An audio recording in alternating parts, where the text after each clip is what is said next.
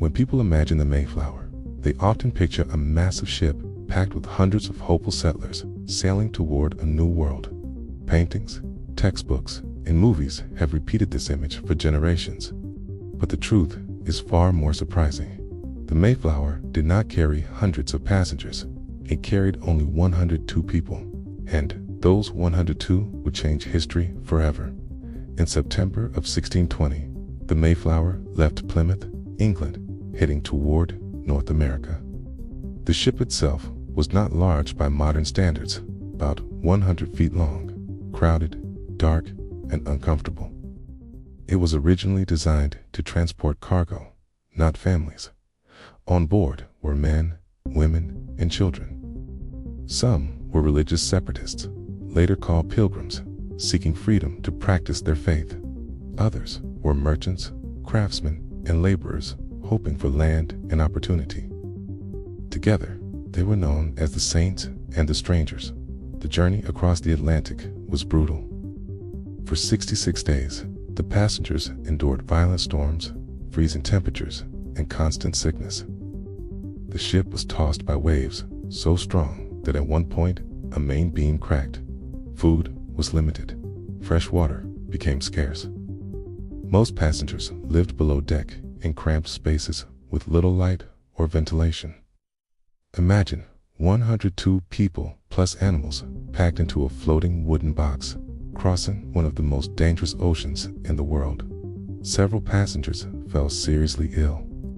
One died during the voyage.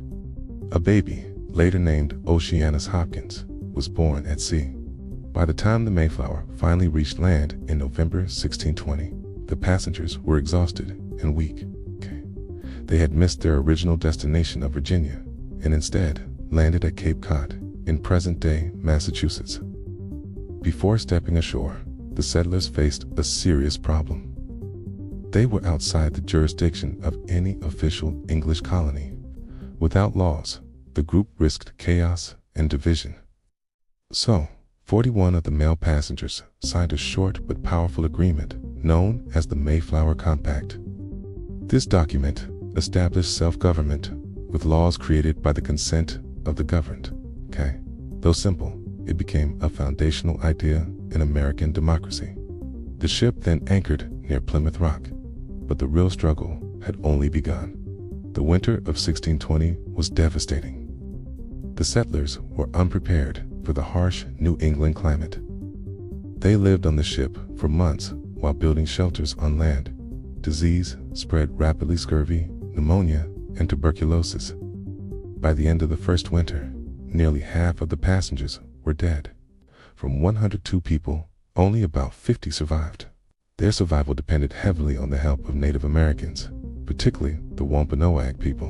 A man named Squanto taught the settlers how to grow corn, fish the waters, and survive on unfamiliar land.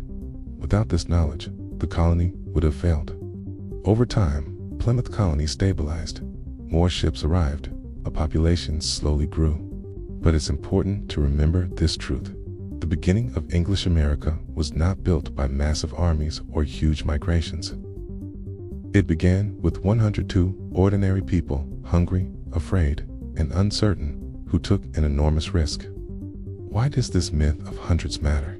Because it reminds us how fragile history really is. If even a few more passengers had died, Plymouth might not have survived. The course of American history could have been completely different. The Mayflower story isn't about numbers, it's about impact.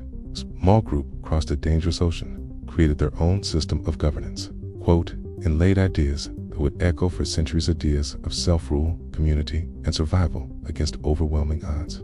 So the next time you hear about the Mayflower, remember this: not hundreds, not thousands, just 102 people in a moment that changed the world. That is the real story, and that is the true voice of history.